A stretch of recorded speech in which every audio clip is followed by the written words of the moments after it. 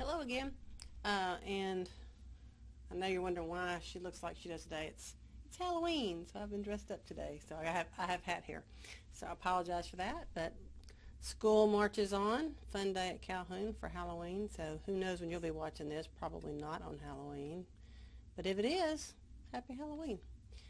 All right, so let's continue with our thyroid discussion, and I want to talk about some of the disorders of the thyroid. So it is, we talked about how thyroid hormone is made inside those colloid follicles of the thyroid gland that are surrounded by follicular cells. So let's talk about what happens when there are problems with that function. So just to get your mind about where we are, just kind of as a review, you have your hypothalamus, which makes TRH, which stimulates the anterior pituitary to secrete TSH, which stimulates the thyroid gland to produce thyroid hormone, T3, T4, and those hormones go out to the target cells to cause an effect, right? Rising T3, T4 will then feed back and shut down the anterior pituitary from producing TSH and secreting TSH, and also the hypothalamus prevent it from secreting TRH. So when we talk about diseases of the endocrine system, we typically talk about too much or too little. So hyperthyroidism, hyper, is too much T3, T4. And if you're hyperthyroid, what this means is it won't correct. You've got too much, but even though you've got so much, it won't go back and feed back the hypothalamus and the anterior pituitary. So you're making more and more and more, but this hyperthyroidism is not being able to go back and feed back and turn it off. So you're producing too much hormone. So people that are hyperthyroid, because remember, this is a homeostatic imbalance, so there's a reason, for some reason, you can't shut off the RH and TSH. So we're going to talk about, how that works. So some symptoms can be increased metabolism. Sometimes these people will be nervous and agitated, severe weight loss. They're eating all the time. They don't seem to gain weight. It may seem like their heart is beating fast. It may actually be rapid. Sweating and high temperature, inability to sleep. These are going to be your night owls. And possibly a goiter, which is going to be an enlargement of the thyroid that you can see, you can physically see and feel. So this is one, hyperthyroidism by a thyroid adenoma. Okay, so adenoma, so whenever you see oma, that means a tumor. Adenoma is a tumor of a gland, so that's all adenoma means. So you'll see some people with cancer and it's something adenoma. That means it's some type of glandular tissue. So this is a tumor of the thyroid gland. And so in hyperthyroidism, what we have is a proliferative type of tumor, okay? So it's proliferating, it's growing, okay? It's not destroying the thyroid, it's just becoming larger and larger. And so because it's bigger and bigger and bigger, it just is simply making a lot more hormone, okay? So it's making too many hormones. So it's a hyper-functioning thyroid, okay, which leaves you with this goiter, which causes you to be hyperthyroid. So what would happen? So that was a proliferative tumor of the thyroid. What would happen if you had a proliferative tumor of the anterior pituitary? Because your pituitary can have tumors as well. What if you had a proliferative tumor here? What does the pituitary make? TSH. Well, this proliferative is going to make a lot. It's going to make a lot more TSH. So a lot more TSH is going to go to the thyroid, right, and cause what? An increased production in T3, T4. So you would expect to be hyperthyroid. Okay? So this is one of the things, if you haven't noticed, if you've ever had your blood checked, when they check you for thyroid, not only do they check T3, T4, they check TSH. Okay? And we're going to talk a little bit about that as well. Because the reason they do that is you want to find out, is it a thyroid problem or pituitary problem? Another form of hyperthyroidism is Graves' disease. Okay, it's the most common type. So this is an autoimmune disease, so not a tumor. This is where your own body is attacking your thyroid. Same symptoms: increased metabolism, weight loss, rapid heartbeats, sweating, goiter, that enlarged area in front of the neck, enlarged thyroid. But a key symptom or sign of Graves is called exophthalmos, which are these protruding or bulging eyes. So exophthalmos, there's some kind of pressure and kind of forces the eyes forward and makes them look like they're kind of bugging out. And so that's going to be a symptom or a sign of Graves' disease or hyperthyroidism. So how does that work? How does hyperthyroidism work when you're talking about Graves' disease? Well, remember, it's an autoimmune disease, so your immune system works with a series of antibodies. Remember, we talked about the immune system. You have antigens and antibodies. Well, there's something called a LAT, L-A-T-S, the long-acting thyroid stimulators. And they're antibodies, okay, that mimic TSH. So if you're thinking about like protein structure, they look very similar, and they will actually bind those same receptors and cause the release of more T3, T4. So they mimic that TSH. So even though you're not making TSH, that's not out in the system, those LATs that look just like it, they're overproducing that T3, T4. All right? So here those, your own B cells become activated, and you start to attack yourself, and they make these LATs. Okay, so this is what these are. And they mimic the TSH. So they're going to bind the same place the TSH would, and they will kind of outpopulate them and cause the overproduction of T3, T4. So that's what happens with Graves' disease. You're making an antibody that mimics TSH. It's going to bind those receptors and cause you to make T3, T4, even though you don't need it, because you're not responding to TSH.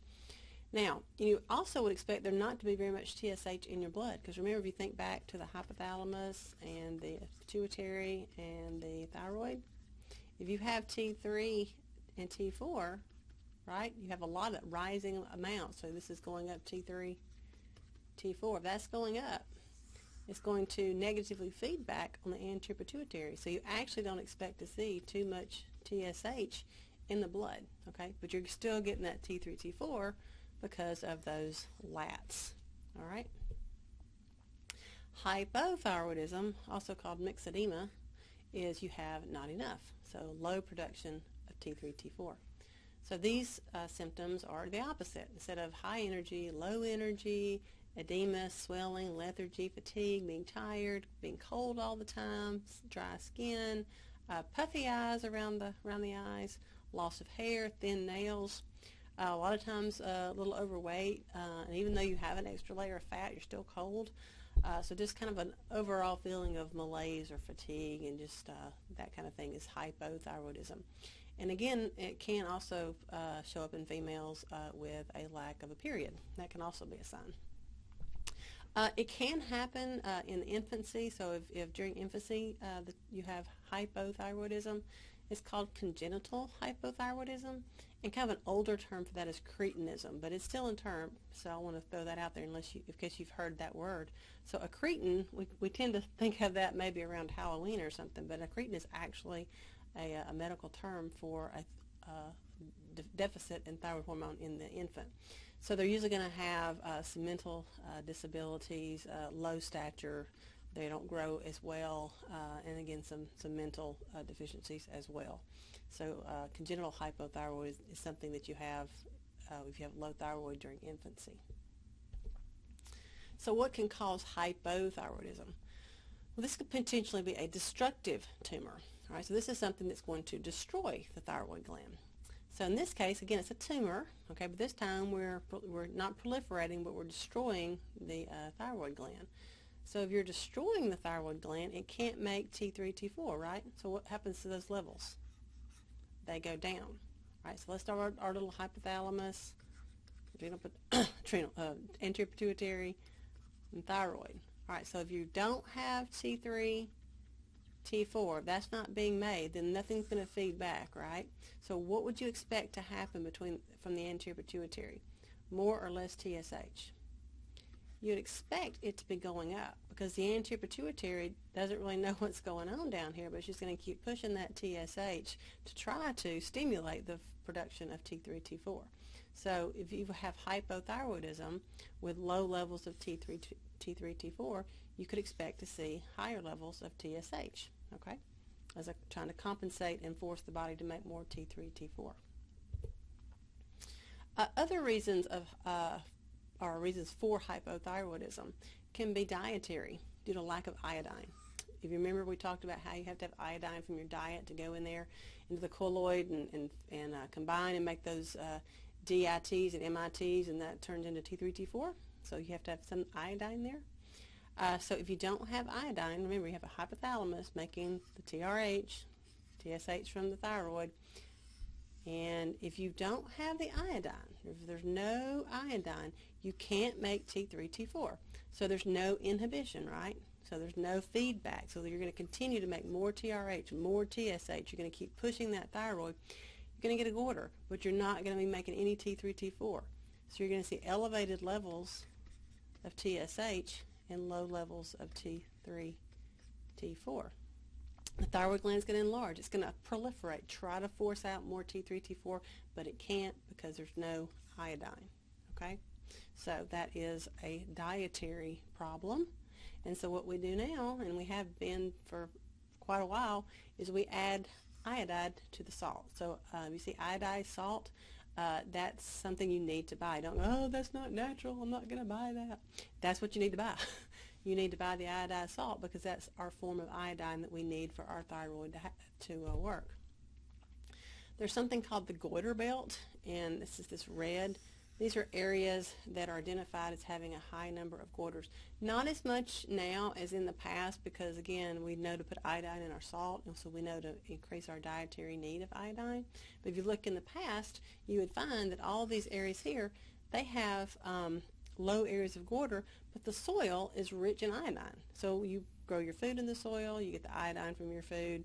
Seafood is high in iodine. Anywhere there's saltwater fish. And so if you think back to the ice ages and global shift and climate change, a lot of U.S. was under the sea at one time. And so we have high levels of iodine in our soil, so therefore we tend to be able to get enough iodine in our food. Plus, if you live along the coast, you probably eat a lot of seafood. But if you're in here in the middle of the country where the seas have not been and there's no fresh seafood, you could expect to have low levels of iodine. So now that's why you take the iodized salt. So if you live in an area without a natural source of iodine, you're going to see those deep goiters, those big goiters, and that hypothyroidism. Okay, because you just can't make T3, T4. All right, another form of hypothyroidism is called Hashimoto's, and this is an autoimmune disease. Okay, so instead of diet or a tumor, it's an autoimmune where your own body is attacking itself, just like in Graves' disease, right? And so this is where, instead of your B cells making antibodies, your T cells are actively destroying your thyroid cells. Okay, so remember you have B cells and T cells are both part of your immune system. All right, so you're going to wind up killing off your thyroid cells so that you're going to not be able to make thyroid hormone, and you'll be hypothyroid.